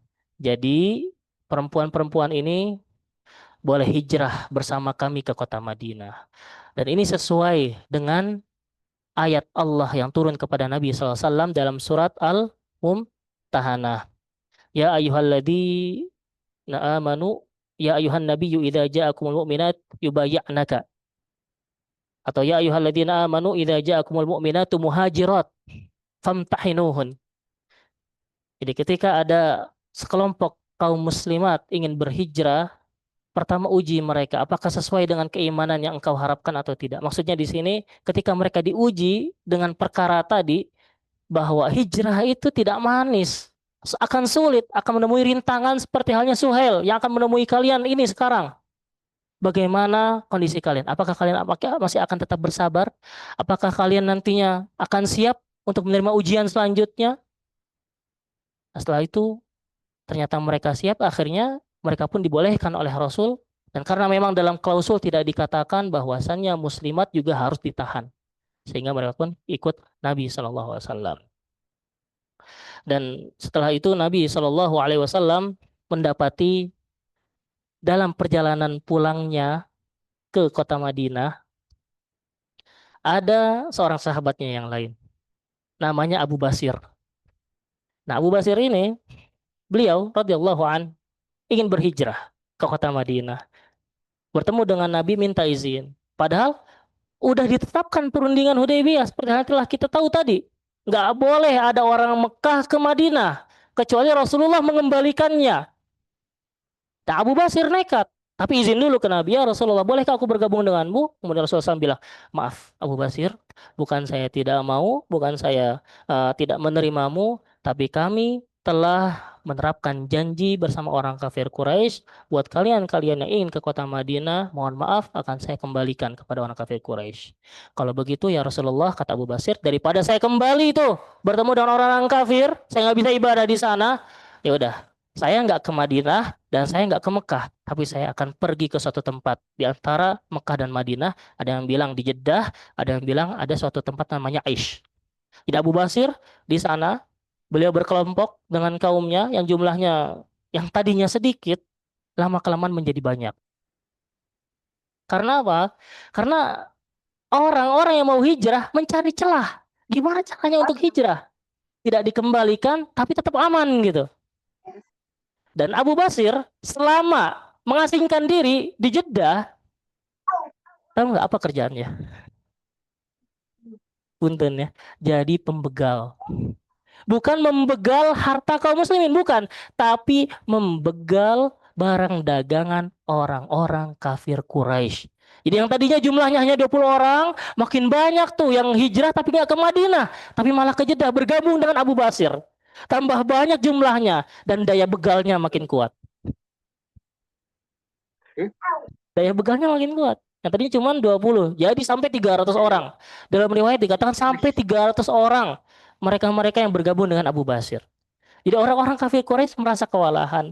Akhirnya mereka minta izin kepada Nabi. Ya Rasulullah, yang merepotkan kita sekarang ini bukan kamu. Tapi ada sekelompok kaum muslimin yang tinggal di Jeddah yang telah membegal kami kalau kita mau melakukan perdagangan. Mungkin untuk perjanjian ini sebaiknya kita hapus saja.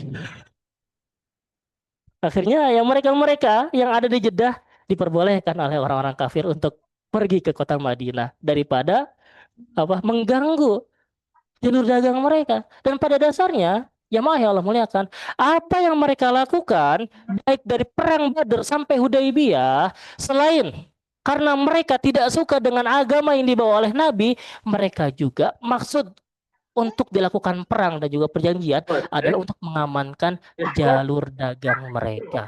Kalau kita baca bagaimana proses jalur dagangnya, itu Mekah memang daratan yang luas. Tapi bagi Romawi untuk bisa menyambungkan barang dagangannya ke daerah timur itu harus lewat Mekah. Jadi Romawi sama Persia itu kan saingan.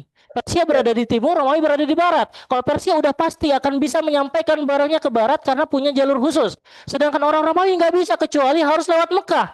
Makanya orang-orang kafir Quraisy berhubungan baiknya bukan dengan Persia, tapi dengan Romawi. Di barang-barang dagangannya selalu lewat Mekah, kemudian dibawa ke Busro, ada namanya Busro, daerah bukan Basro, tapi Busro. Dibawa ke sana, dijual, dan bahkan orang-orang kafir Quraisy Mekah selalu bertemu dengan petinggi-petinggi orang-orang Romawi. Sebagaimana nantinya yang terjadi ketika di tahun ke-7 atau 8 Rasulullah SAW mengirimkan surat kepada raja-raja, pembesar-pembesar yang ada di Jazirah Arab, termasuk Heraklius. Waktu itu surat Nabi SAW nyampe dan kebetulan Abu Sufyan ada di situ. Sehingga Abu Sufyan diminta oleh Heraklius untuk menerjemahkan, untuk menerangkan sosok Muhammad itu seperti apa. Heraklius takjub. Bahkan kalau misalkan dibilang dia percaya dengan Nabi, percaya. Cuman apa? Dia nggak mau berislam karena khawatir para bawahannya menganggap dia tidak punya kehormatan.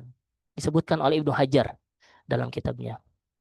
Ya, nah jamaah yang Allah muliakan, Abu Basir tadi tentu bukan menjadi alasan buat kita untuk boleh untuk jadi begal, bukan ya. Tapi perlu kita jadikan catatan, Abu Basir di sini melakukan hal tersebut itu bukan untuk mencuri, tapi untuk mencari solusi.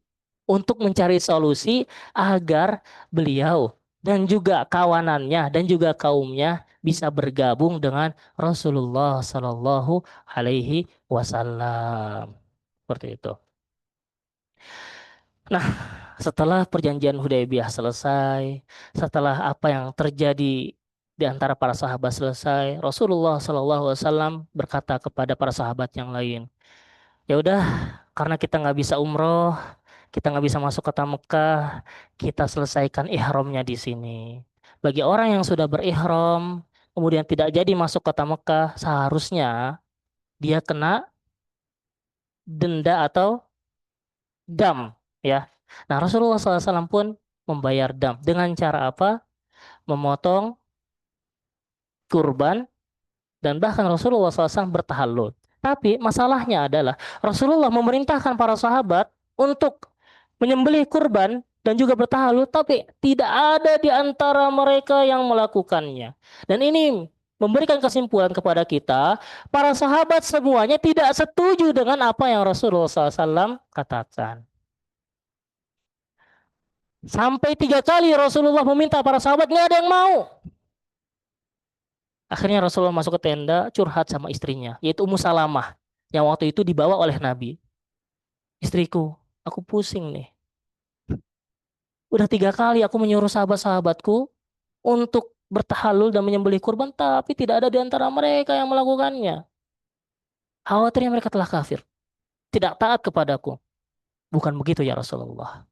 Coba sekarang engkau pergi ke tengah-tengah mereka, engkau tahallul di hadapan mereka, dan engkau juga potong hewan kurbannya di tengah-tengah mereka. Sehingga itulah yang Rasulullah SAW lakukan atas usulan dari istrinya, yaitu Ummu Salamah. Beliau langsung bertahalul dan juga memotong kurbannya. Sehingga sahabat yang lain pun mencontoh apa yang Nabi SAW walaupun dalam keadaan tidak setuju. Nah, di sini kita bisa mengambil pelajaran, ada peribahasa Arab yang berkata, lisanul hal afsahu min lisanil maqal. Jadi, perbuatan yang kita lakukan, yang notabene kita adalah seorang pemimpin, di depan para bawahan kita, itu akan menjadi lebih bermakna dibandingkan hanya dengan kata-kata semata. Dan Nabi SAW adalah orang yang paling bisa dijadikan kudwah dalam segala hal. Ya, dalam misalkan perang Badar, Ali mengatakan, kita dapati Nabi SAW menjadi orang yang paling depan menghadapi orang-orang kafir Quraisy. Padahal waktu itu kita tahu, beliau adalah seorang pemimpin. Letak seorang pemimpin kalau bisa paling belakang dah. Tapi beliau paling depan. Menjadi orang yang paling gagah berani. Pada perang Uhud, sama. Bahkan disebutkan dalam riwayat, Nabi SAW apa? Luka-luka, pecah gigi gerahamnya, berdarah pelipisnya, sampai Nabi SAW berkata kepada orang-orang kafir Quraisy, "Kaifa yuflihu qaumun syajju nabiyahum?" Bagaimana sekelompok kaum akan selamat nanti di hadapan Allah dan mereka telah melukaiku? Pengaduan Nabi, ya wajar manusia. Ketika dalam kesulitan, tertekan, wajar Nabi SAW mengeluh seperti itu. Tapi kalau Nabi mengeluh, yang menegur siapa? Langsung Allah Ta'ala. Kalau kita ditegur misalkan sama Allah, pasti dengan azab. Na'udzubillah. Tapi Nabi SAW ditegur dengan ayat. Ayat turun kepada Nabi. Laisa laka minal amri syai'. Wahai Muhammad, bukan urusanmu mereka berbuat seperti itu. Nggak boleh engkau mengeluh. Urusanmu adalah berdakwah menyampaikan Islam kepada mereka. Urusanmu adalah menyampaikan agama ini kepada mereka. Sedangkan hidayah ini adalah urusanku. Sehingga Nabi SAW sampai sini paham. Apa yang beliau lakukan semuanya harus atas dasar wahyu dari Allah Ta'ala. Bahkan ketika mendapati beliau terluka sedikit pun, jadikan hal ini sebagai pembelajaran dan motivasi bahwasannya ada loh nabi-nabi terdahulu yang sudah berdakwah ratusan tahun, tidak ada satupun yang beriman kepada mereka. Ada seperti itu. Bahkan ada yang sampai dibunuh, dibakar, dan juga yang lainnya. Tapi engkau Muhammad, baru pelipis berdarah, baru gigi gerahamnya pecah. Laisa laka minal amr syai'. Gak pantas engkau ngeluh seperti itu. Tugas engkau udah berdakwah, dakwah, dakwah. Dan memang hidayah tidak berada di tanganmu. Ya, sebagaimana yang telah Allah sabdakan, innaka la tahdi man ahbabta, walakinallaha yahdi man yasha. Bahwasanya innaka la tahdi, sesungguhnya engkau tidak bisa memberi hidayah kepada orang yang engkau cintai, fa innallaha yahdi man yasha. Sesungguhnya hidayah itu berada di tangan Allah Subhanahu wa taala. Nah, itu mungkin cerita singkat tentang perundingan Hudaybiyah. Nah, kita belum menggali secara dalam tentang apa hikmah di balik itu semua atau pelajaran yang bisa kita ambil, walaupun tadi memang sudah diselingi. Tapi di sini saya ingin menyampaikan dua istinbat penting. Istinbat itu pengambilan hukum yang kita bisa ambil dari politik Nabi SAW dalam peristiwa ini adalah dibolehkannya bagi kita untuk meminta pertolongan kepada orang kafir. Sebentar ya, saya minum dulu. Habis itu ada penjelasannya.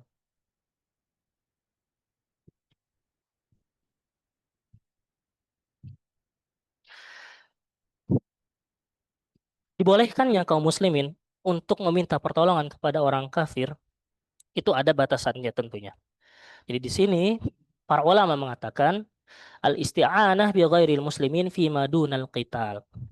Jadi selama kita meminta pertolongan kepada orang kafir bukan dalam urusan peperangan, maka itu diperbolehkan. Ya, dalam bukan urusan peperangan maksudnya di sini bunuh-bunuhan, maka itu dibolehkan. Contohnya spionase, itu dibolehkan. Contohnya yang lain apa? Jadikan sebagai pemimpin. Bahkan ada yang mengatakan dibolehkan. Jika memang pemimpin tersebut bisa lebih baik dari kaum muslimin. Dan tata cara kaum muslimin memilih seseorang pemimpin itu ada tiga. Ya. Yang pertama adalah dengan cara dipilih aklamasi. Sebagaimana yang dilakukan oleh Rasulullah SAW kepada siapa? Abu Bakar. Dan yang kedua adalah dengan cara syura. Ketika para sahabat di situ berkumpul untuk melakukan syura, ada yang mengusulkan Umar, ada yang mengusulkan Abu Bakar, ada yang mengusulkan Utsman, ada yang mengusulkan Ali. Bukan berarti ketika dipilihnya Umar, Utsman dan Ali tidak lebih baik. Bukan. Tapi ketika syura di sana menampakkan maslahat itu lebih besar ketika Umar memimpin, maka Umar akhirnya terpilih sebagai pemimpin kaum muslimin. Dan yang ketiga, tata cara kaum muslim memilih pemimpin adalah dengan cara al-qahr wal ghalabah. Al-qahr wal ghalabah. Ada yang tahu artinya apa? Hah? Al-qahr wal ghalabah.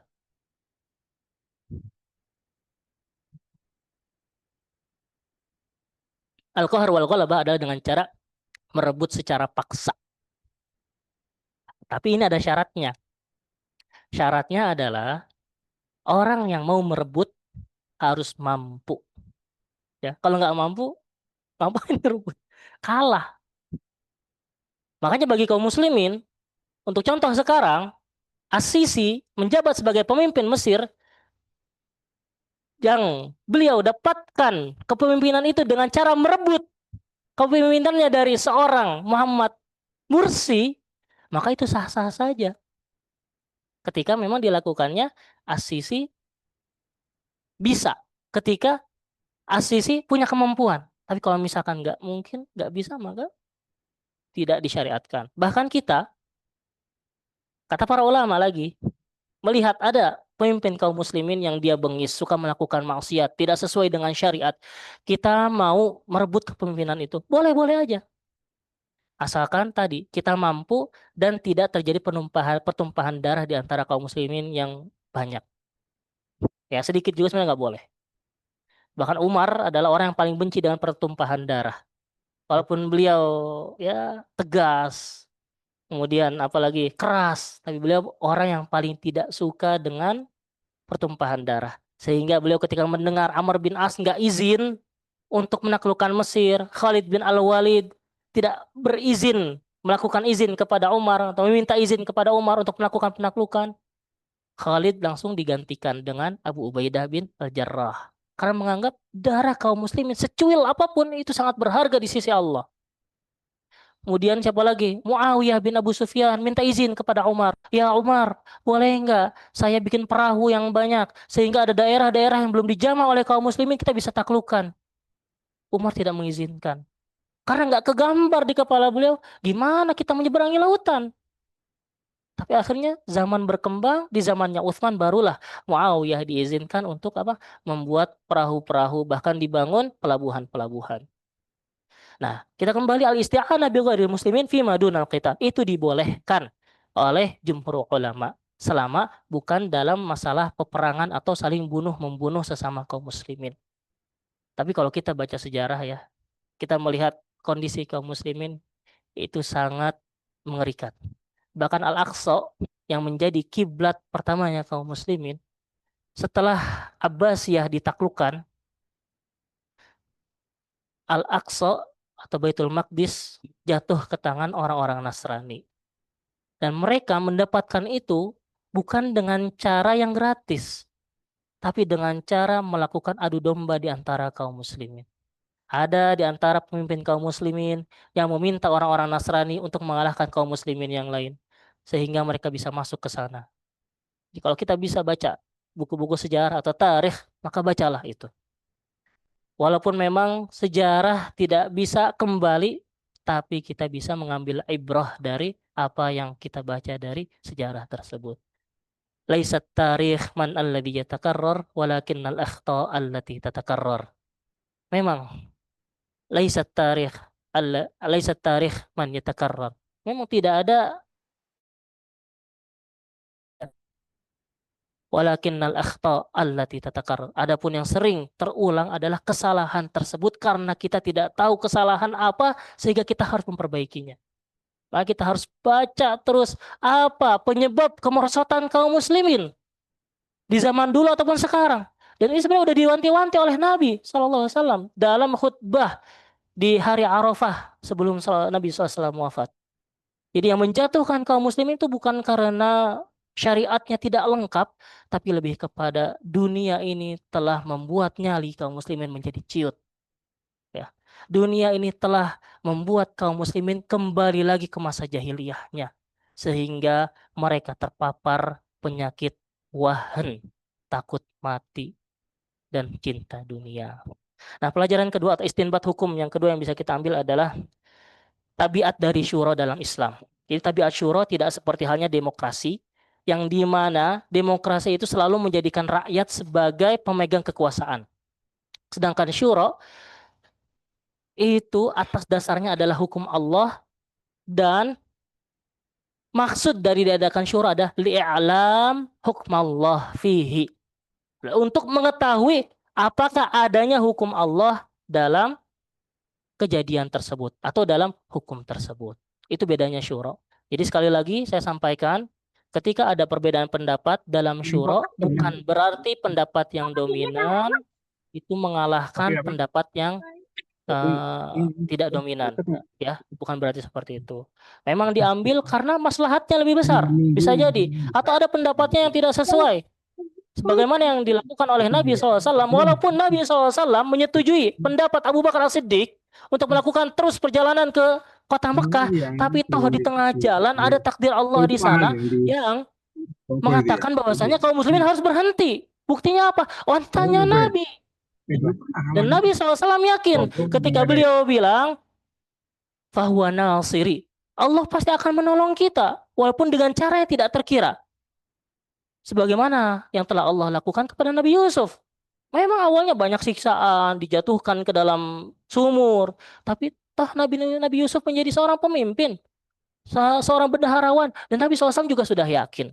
Apalagi ketika sudah turun ayat, Inna fatahna laka fathan mubina. Ini sudah menjadi janji Allah kepada orang-orang yang sabar dan juga yakin kepada pertolongan Allah Subhanahu wa Ta'ala. Dan istinbat hukum yang ketiga yang bisa kita ambil adalah yaitu tentang tawassul wa tabarruk bi atharin nabi, itu dibolehkan secara khusus ketika beliau masih hidup. Saya cuma sampaikan sampai di sini ketika beliau masih hidup. Karena ketika beliau masih hidup tidak ada ikhtilaf. Siapapun boleh melakukan itu. Buktinya mana? Ada di hadis. Sahabat banyak melakukan itu. Wudhu Nabi, ludahnya Nabi, kemudian pakaian Nabi, sendalnya Nabi, mereka simpan. Tapi ketika beliau wafat, ini yang menjadi ikhtilaf. Ya. Dan ada di antara para ulama yang menyarankan, kita boleh tawasul. Pertama syaratnya, orang itu harus mampu. Misalkan kita bertawasul dengan orang soleh, atau bertawasul dengan uh, suatu hal yang menurut kita, dia lebih baik daripada kita. Memang boleh, disyariatkan. Tapi syaratnya, kalau nggak salah ada 3. Yang pertama, dia harus mampu, kemudian dia masih hidup, ya. Dan yang ketiga, harus sesuai dengan syariat Allah. Jadi nggak boleh ada ibadah-ibadah yang lain, nggak boleh ada ditambah dengan adat istiadat yang tidak sesuai dengan syariat. Ya, jadi 3 patokan ini yang dikatakan oleh para ulama membolehkan seseorang untuk bertawasul. Nah, ini ikhtilaf ya. Saya tidak mengatakan ini yang paling benar, tapi ikhtilaf. Mungkin nanti bisa ditanya kepada Ustaz Saiful, karena beliau tentunya lebih paham daripada saya tentang masalah fikih. Kemudian setelah itu, selain tawasul di sini ada hmm, iya, masyru'iyatul hudnah bainal muslimin wa a'daiha. Disyariatkannya gencatan senjata antara kaum muslimin dan juga musuhnya. Jadi gencatan senjata itu bukan suatu hal yang memang diinginkan oleh Nabi, tapi waktu itu ketika perjanjian Hudaybiyah, orang-orang kafir yang menginginkan dan memang tidak sesuai dengan keinginan kaum muslimin. Bahkan Umar berkata, ya Allah, ini perjanjian damai 10 tahun terlalu lama.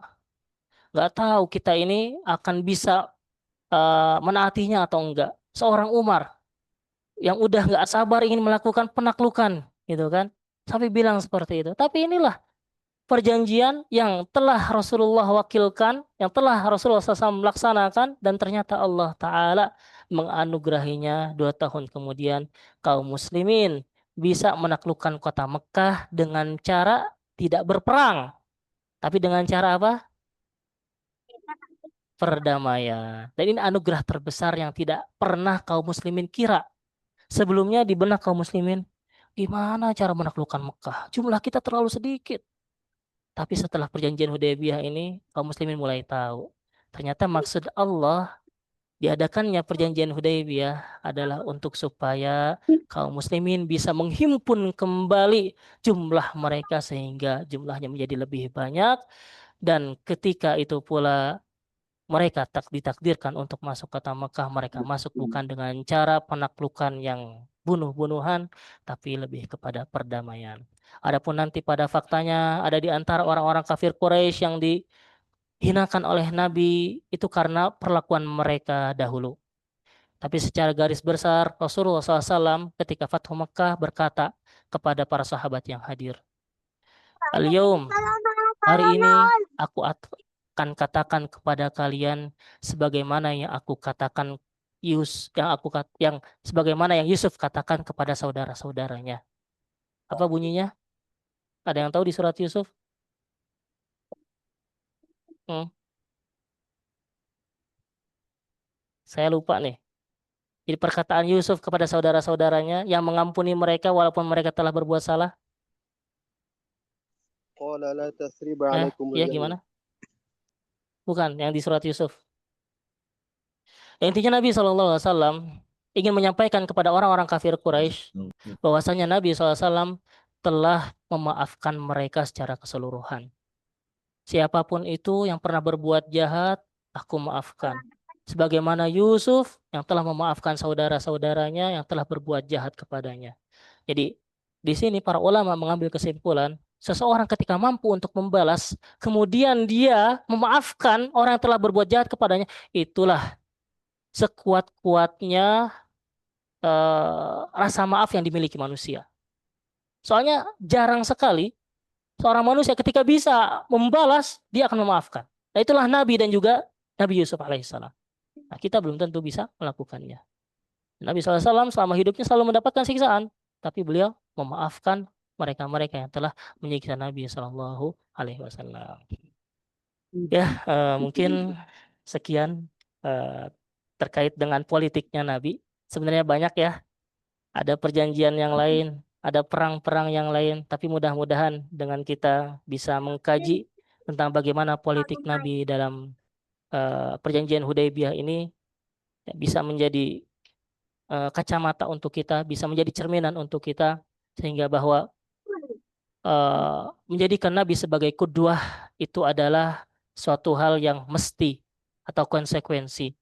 Karena kalau kita tidak menjadikan beliau sebagai kudwah, khawatirnya kita tidak akan bisa menjadi seorang muslim yang baik.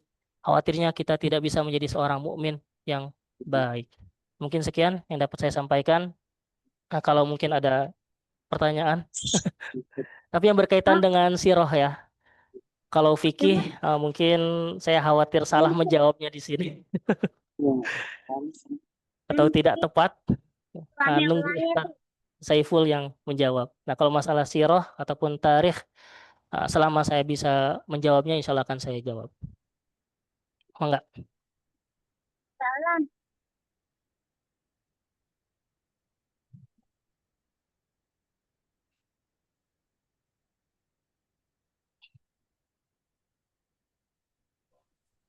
Assalamualaikum Ustaz. Izin bertanya. Kalau nggak ada, maka acara selanjutnya apa biasanya? Langsung ditutup aja ya? Assalamualaikum Ustaz, izin Ah, bertanya. baik. Karena tidak ada pertanyaan, dicukupkan aja ya. Ah, ya. Karena tidak ada pertanyaan, ya kita cukupkan dengan bacaan hamdalah dan doa kafaratul majlis. Alhamdulillahirabbil alamin. Subhanakallahumma wa bihamdika asyhadu an la ilaha illa anta astaghfiruka wa atubu ilaik. Ya, semoga kita pertemukan kali di tempat-tempat yang lain atau di kesempatan yang lain. Kalau misalkan nggak di sini, mudah-mudahan bisa ketemu di Madinah langsung. Insya Allah. Amin. Iya.